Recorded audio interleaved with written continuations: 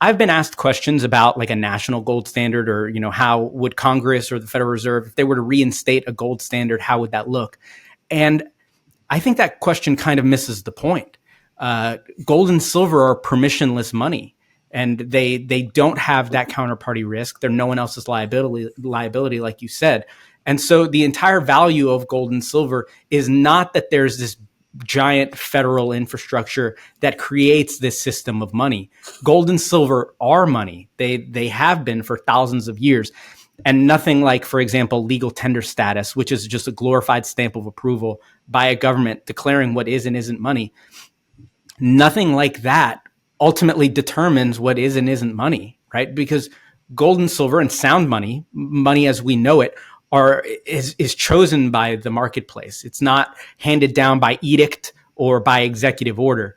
These are monies that have withstood the test of time, holding their purchasing power through that process. Real quick break here, guys. If you are a mining investor, you are without question familiar with the Golden Triangle region in British Columbia. This is one of the most prolific mining regions in the world due to its vast deposits of gold, silver, and copper. Now, for the last 4 years, Dolly Varden Silver has been busy expanding their high-grade silver deposit in the Triangle. And they are backed by some of the smartest investors in the silver business, including the legendary Eric Sprott, Hecla Mining, US Global Investors, Fidelity, Delbrook Capital, Sprott Resource Corp, and more.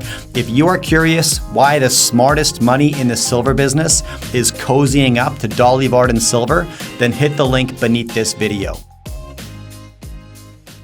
So if you believe that the American government will continue its conquest, its ways of empire, expanding militarily, continuing to debase the dollar with spending internationally and domestically, if that is your long-term thesis, then gold and silver as money are almost the obvious conclusion to this.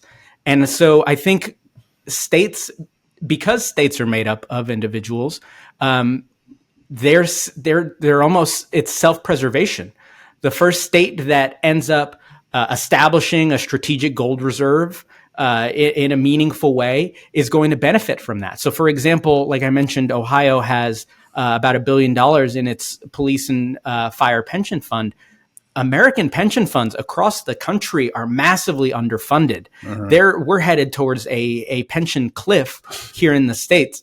And a lot of that has to do with this incredible forecasting where these people, these revenue chasers, profit chasers, are swearing that they'll give you 7, 8, 9, 10% a year in return. And that's how they're running their calculations. And so they just it's not based in any sort of reality. It's the opportunity for that is so slim. And so we have this pension issue that's happening here in the States, and it's going to get worse. And the states that are best prepared to insulate themselves from this damage wrought by the federal spending in many cases are the ones that are going to come out on top. These are going to be states like Texas. These are going to be states like Utah that have the insulation to protect themselves from the debasement of the dollar. And that, kind of like you mentioned earlier, these are states that are reclaiming their constitutional rights. As the United States Constitution prescribes, gold and silver are the only thing. No state shall make anything but gold and silver a tender in the payment of debt. So constitutionally, the framework of the United States is one based in gold and silver. So I think when you're talking about long term, what we're going to see here, I think it probably gets worse before it gets better. I'm sad to say. American politicians are going to make sure of that. It's going to be a difficult time. I think inflation is going to kick again at a time where homes, medicine, food, basic necessities are becoming harder and harder to afford for so many Americans and so many people around the world. And unfortunately, I think that's going to get worse because the people who have the monetary or the people who have the monopoly on America's monetary powers are going to fight like hell to keep it. And we're already seeing the effects of that, right? These aren't people who are taking looks inward and saying, wow, maybe we shouldn't print all this money. These are people that are saying, no, this is Putin's fault, or no, this is the fault of the of the CEO of your local grocery store. Yeah. And so this sleight of hand and this manipulation and blame game will continue.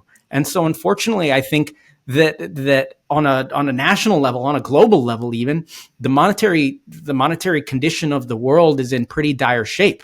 And that's why it's so important that on an individual level and on an entrepreneurial level, the roadblocks keeping smart investors, smart entrepreneurs that could otherwise build and innovate within this space, that could build monies that could withstand government overreach or government debasement.